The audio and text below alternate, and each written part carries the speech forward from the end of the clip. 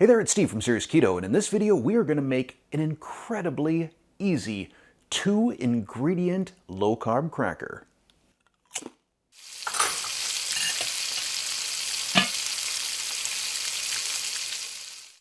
You probably noticed that I called this a low-carb cracker and not a keto cracker. Well, I personally don't get real hung up on labels like clean keto, dirty keto, strict keto, lazy keto.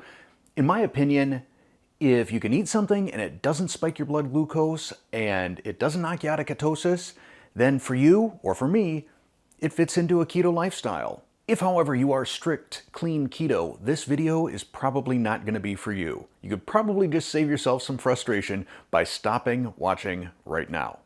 As I said in the opening tease, there is only 2 ingredients to this cracker.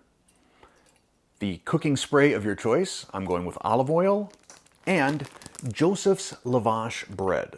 You can find this stuff at Walmart. It's usually at the end of their bread aisle, and there are 3 different varieties that I saw. If you decide to make this recipe, you want this one, the flax, oat bran, and whole wheat. That is the lowest carb version. How low carb? We're talking, let's see here, 8 grams of total carbs in a serving, which is half a sheet or 15 crackers.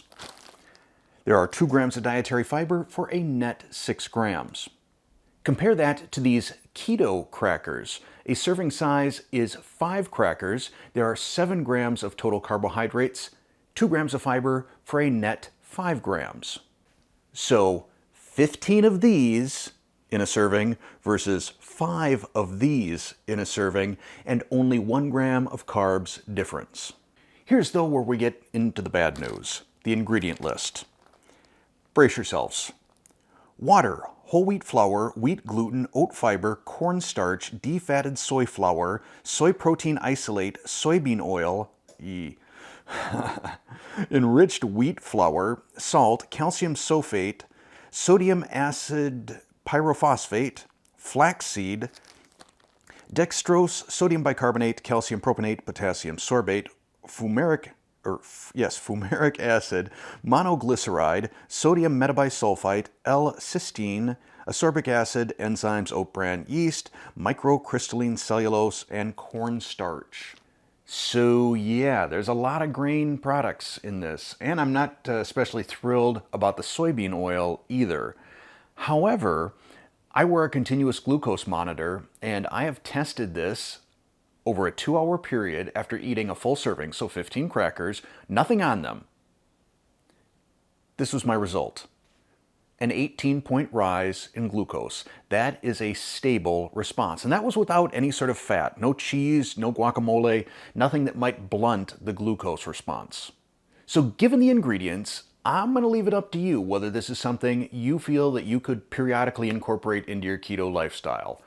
And now, before I start making this, I do need to make one final disclosure. I did not invent this. I didn't come up with this idea. One of my viewers, maybe 2, mentioned it to me, and I thought I'd give it a try. If you get out onto Google and search on lavash chips, you'll see a lot of people have done it. I don't know if any of them have specifically said that it's keto or low carb or anything like that. I just want to make sure everybody knows I'm not trying to take credit for this. I'm not the first person that's made these, and I'm certain I won't be the last.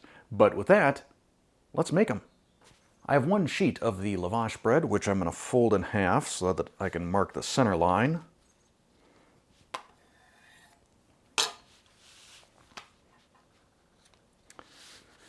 And then I'm going to cut this into 5 strips.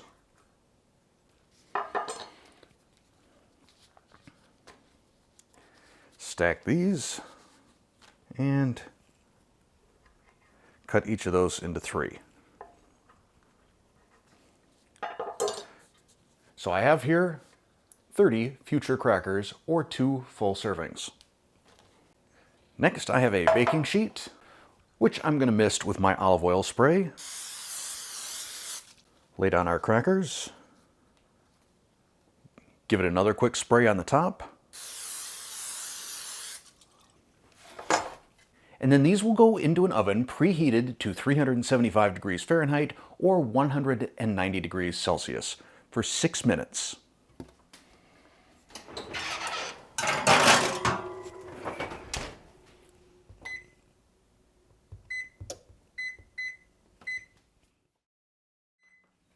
At the 6-minute mark, we're going to take out our tray and rotate it 180 degrees, just to kind of compensate for any potential hot spots or cold spots in our oven.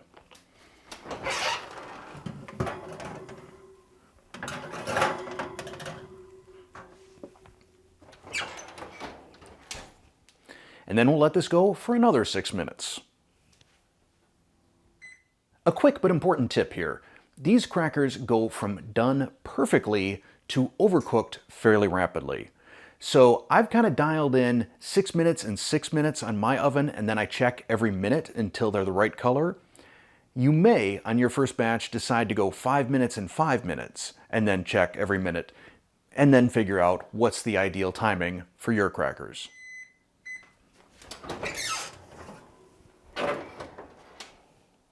All right. It looks like 6 and 6 was pretty much perfect. In fact, I probably might have been able to even go maybe 5 and 5 if I wanted them a little bit lighter. If you do pull them out a little bit light, the residual heat from the pan will still kind of cook them up and make them crispy. So as I said, on that first batch or second batch, you're going to get that timing dialed in. But we're going to let these cool for probably 5 minutes. All right, time for the taste test. Now the basic way that I made these, they're pretty bland. They are just a delivery mechanism for something that tastes better. I would compare the taste to probably like Wheaties cereal or maybe one of the Chex brand cereals. And that brings me to what I think is probably going to be one of your first questions, which is, can you season these? Yes.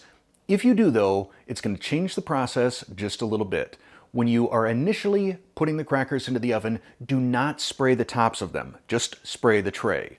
Then after the 5 or 6 minutes of the first round in the oven, then spray the tops and sprinkle on the seasoning of your choice, whether that's ranch or taco seasoning or cheddar powder or something like that, and return it to the oven for another 5 or 6 minutes. What I've discovered is when you season these, that seasoning cooks fast, like faster than the crackers. So you may want to give them a check at probably the 4-minute mark on that second cook, just to make sure you're not starting to burn your seasoning.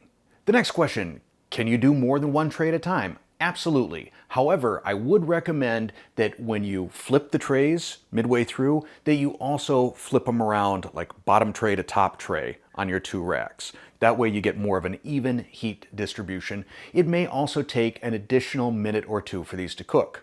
The final potential question I could see being asked is, could you use this to make tortilla chips? Sure, just cut them into triangles. Just remember that a half sheet of the lavash bread is a serving size. So from there, you can cut it into any shape you want. Cut it into strips to put on top of salads, whatever you want to do.